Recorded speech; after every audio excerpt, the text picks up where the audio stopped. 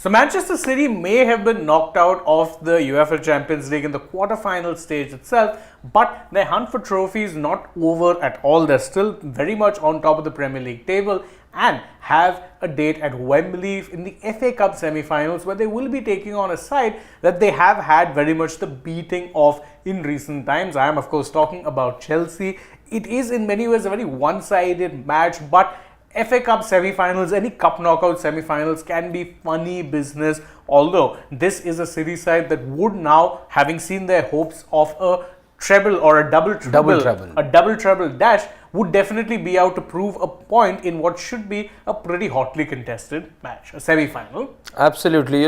What makes it interesting is the fact that, not too long back, just about 2 days back, you saw them exit the UEFA Champions League, and in rather dramatic manner, match going down to the penalties. So City, as you said, do have a point to prove. The one thing though, given the match at hand from a City perspective, is that there's going to be no Erling Haaland, possibly no Erling Haaland.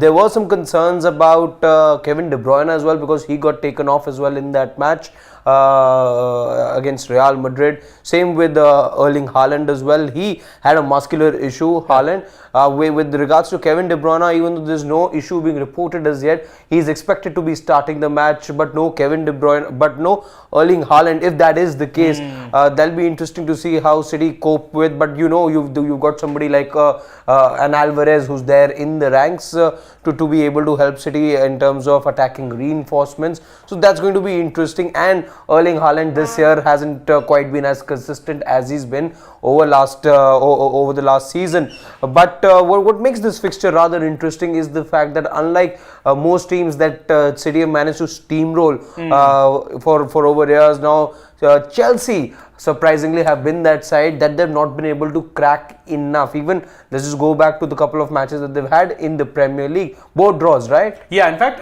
although I will say this, that overall, if you're looking at records, and I do have some numbers, we'll just go over them, and what better one to start with than this is the fact that, as you correctly mentioned, yes, they have played out 2 draws in the Premier League this year. So City's matches against Chelsea so far this season done with, as far as the league are concerned, both were draws. At Stamford Bridge, they played out a 3-all draw, and at the Etihad, they played out a 1-all draw. So it's been 2 draws, and surprisingly, City are a team that have taken pleasure in steamrolling any team that are not even close to their level. And let's face facts, this Chelsea side are a few shades below where it is that Chelsea are right now. Despite that, have more often than not been able to raise their game. But having said that, overall the head-to-head not great at all. The last 8 games that Chelsea and City have played, City have not lost a single one of them. In fact, those 2 draws are the best result that Chelsea have gotten. Otherwise, they've suffered 6 straight losses. But while you mentioned this, it's interesting to also point out that even Chelsea going into this match have a decent run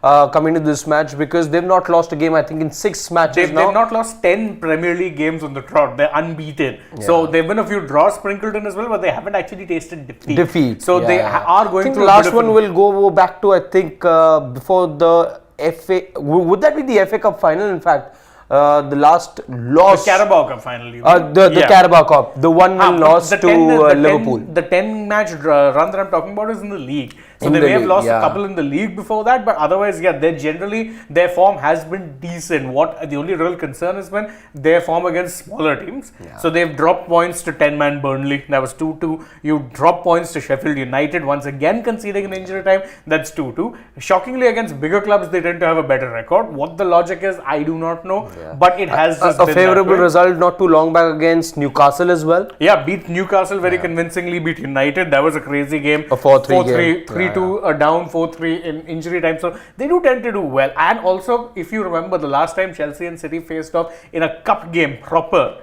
would have been 2021 Champions League final. Chelsea won that game. In cup this things, and this is what I've always said, because I think with the league, the consistency tends to wear you down. So if you're doing consistently bad, it will wear down on you. With cup games, what tends to play out more often than not? They're one-offs. You've had one win, then it's looking forward to the next. You've had one win, then again you're looking forward to the next. And also, this is a Wembley game. So as far as even for Chelsea, this is a pretty interesting one. It's that 27th FA Cup semi-final that they're playing. That is, by the way, the 3rd most in history, behind only Arsenal and United. Arsenal have played 30 times. and United 34. Yeah. So it's actually a pretty interesting record because again in recent times, especially in recent years, there's been a criticism that bigger teams perhaps don't take cup tournaments as seriously. Chelsea been one of those that have taken it very seriously, always feel full strength teams. I mean, you made the Carabao Cup final also predominantly because you were trying to win that tournament. Yeah. Let's be You frank. look at the last few years, it's been dominated by Arsenal, City, and I think the one FA Cup that United won. So I think it's been a mix between it's been these three clubs that have shared the FA Cup And over the Chelsea last. have made a fair few finals also. Fair few Remember, finals, 2019-20, you lost the final to Arsenal. 2020-21, when they won the Champions League, they made the final of the FA Cup, lost it to Leicester City. So they have been there and thereabouts, always in cup tournaments, always end up falling either in the semi or the final. Because this time around, let's make no bones about the fact that City would be the clear-cut favourites. There's no two ways about it. Especially when you consider that they are at this point what you call wounded tigers. They are wounded tigers. Yes, the only thing is that there's going to be no home advantage for both teams. The match obviously taking place at Wembley, where City, being City, have had a good record at the new Wembley. And with there being no real injury concerns, I think there is merit in saying that Manchester City go in as the firm favourites. Yes, but there is one thing which you have to watch out for. Former City boy Cole Palmer. Cole Palmer, yes. His former club. That is going to be interesting to see. Let's not forget that the man last week only scored 4 goals, a first half hat-trick against Everton. That perhaps was the best result for Chelsea, I think, this whole season, a 6-0 victory. Those you don't get to see very often. Let's quickly get to score predictions before we wrap this chat up. I mean, I hate making score predictions for any games which my team I'm playing or supporting because I tend to go a little biased, but I do sense an upset. I think it'll be 2-2. Chelsea nick it on penalties. Very close. Interesting, very because close. I also had penalties in my mind. I had especially penalties, considering that they've just come off a penalty shootout. For some reason, I feel it could be a cagey affair as well. Going firstly by the fact that yes, City have. Chelsea, I would say, managed to decode City in some way when it comes to head-to-head fixtures. So I'll also go with penalties, but I think City prevailing in the penalties. It's very close. It's very close. Yeah. I think it'll be a very close penalty shootout, but let's see.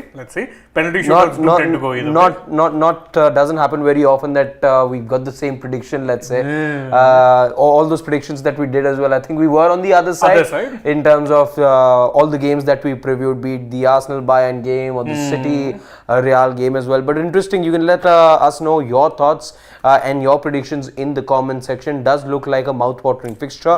And this is just the first semi-final. Remember, Manchester United are playing Coventry tomorrow. We'll be coming up with the preview for that as well. So watch out for that particular preview as well. Manchester United also trying to salvage their season. There's not been enough highs for them.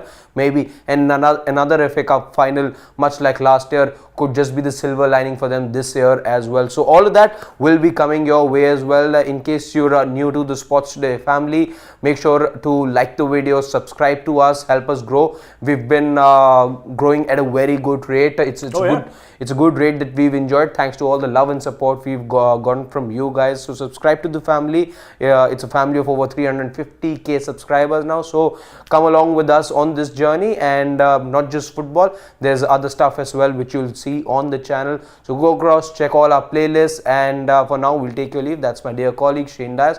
My name is Harshit. We'll take your leave. Bye-bye.